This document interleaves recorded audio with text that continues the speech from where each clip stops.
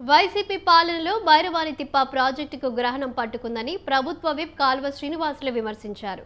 గ్రహణం వీడి రాష్ట్రంలో చంద్రోదయం రావడంతో అభివృద్ధి పనులు ప్రారంభమయ్యాయన్నారు.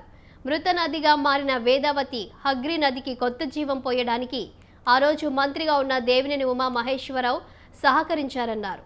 రైతులను ఆదుకోవడానికి ముఖ్యమంత్రి చంద్రబాబు అనేక బృహత్తర కార్యక్రమాలు అమలు చేయబోతున్నారని చెప్పారు. ప్రాజెక్టుకు 968 కోట్ల రూపాయలు నిధులు మంజూరు చేయించుకున్నాం. స్వయంగా రాష్ట్ర ముఖ్యమంత్రి హోదాలో చంద్రబాబు నాయుడు గారి చేతుల మీదుగా పనులు ప్రారంభం చేసుకున్నాం. దాదాపు 18 కిలోమీటర్లు అంటే దాదాపు 30% పనులు కూడా పూర్తి చేసుకున్నాం. దురదృష్టవశాత్తు ఒక అరాచక శక్తి జగన్మోహన్ రెడ్డి రూపంలో ముఖ్యమంత్రిగా ఈ రాష్ట్రానికి రావడం, 5 సంవత్సరాలు మళ్ళా ఈ పథకానికి గ్రహణం పట్టడం, రాజకీయ గ్రహణం వీడి మళ్ళా చంద్రోదయం ఈ రాష్ట్రంలో రావడం, మళ్ళా పనులు ప్రారంభం కావడం జరిగింది.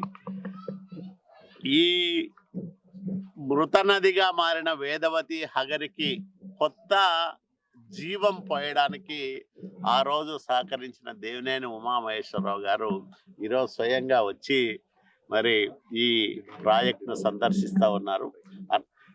24-29 మధ్య కాలంలో మళ్ళా కృష్ణా జలాలు భైరవానితిప్ప ప్రాజెక్టులో చూస్తామని బలంగా నమ్ముతా ఉన్నాం. తప్పకుండా దేవినేని ఉమామహేశ్వరరావు గారిని కూడా ఆ రోజు ఆహ్వానించి మరి వాళ్ళందరి సమక్షంలో కృష్ణా నది పవిత్రమైన కృష్ణా జలాలతో భైరవానితిప్ప ప్రాజెక్టు నిండిన తర్వాత గొప్ప కృతజ్ఞత కార్యక్రమాన్ని కూడా చేస్తామని తెలియజేస్తాం. ఈడిపల్లి భైరవానితిప్ప ప్రాజెక్టు రాయలసీమను రత్నాలసీమగా మార్చాలన్నదే టీడీపీ పార్టీ వ్యవస్థాపకులు నందమూరి తారక రామారావు సంకల్పమన్నారు దేవినేని ఉమా మహేశ్వరరావు. హార్టికల్చర్ హబ్గా మార్చాలన్న లక్ష్యంతో తెలుగు గంగ, హంద్రినివా, గాలేరు నగరి 3 పథకాల అమలుకు శ్రీకారం చుట్టారన్నారు. అసమర్థ ముఖ్యమంత్రి జగన్ పాలనలో రాష్ట్రం 10,000 కోట్ల అప్పుల్లో ఉన్నప్పటికీ దాన్ని అధిగమించి చంద్రబాబు రాష్ట్రాన్ని అభివృద్ధి పథంలో నడిపిస్తున్నారన్నారు. అంతకుముందు వారు అనంతపురం జిల్లా భైరవానితిప్ప ప్రాజెక్టును శ్రీనివాసులు ఆధ్వర్యంలో దేవినేని ఉమా సందర్శించారు. చంద్రబాబు నాయుడు గారు ఈ ప్రాంతానికి వెళ్ళి శ్రీనివాస్ గారితో కలిసి ఈ ప్రాజెక్టుకి కృష్ణమ్మ నీళ్లు తేవటానికి మీరేం చేస్తారో చేయండి అని చెప్పేసి ఆ రోజు మా అందరికి ఆదేశాలు ఇచ్చారు చంద్రబాబు నాయుడు గారు.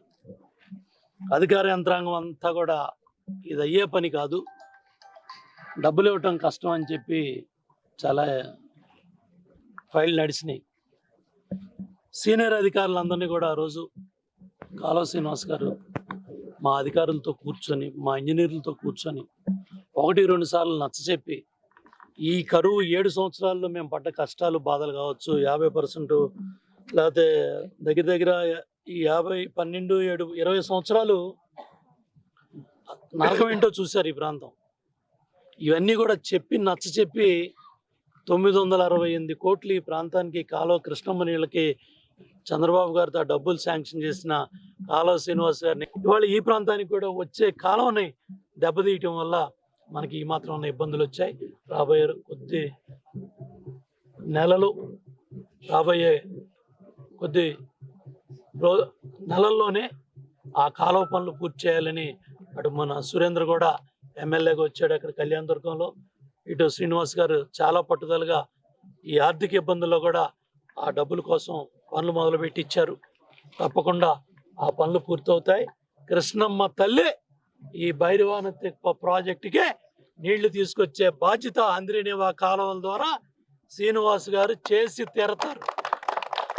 మరి ఆ రోజు మంత్రిగా ఉన్న నన్ను చంద్రబాబు నాయుడు గారు ఈ ప్రాంతానికి వెళ్ళి శ్రీనివాస్ గారితో కలిసి ఈ ప్రాజెక్టుకి కృష్ణమ్మ నీళ్లు తేవటానికి మీరేం చేస్తారో చేయండి అని చెప్పేసి ఆ రోజు మా అందరికి ఆదేశాలు ఇచ్చారు చంద్రబాబు నాయుడు గారు. అధికార యంత్రాంగం అంతా కూడా ఇది అయ్యే పని కాదు, డబ్బులు ఇవ్వటం కష్టం అని చెప్పి చాలా ఫైల్ నడిచినాయి.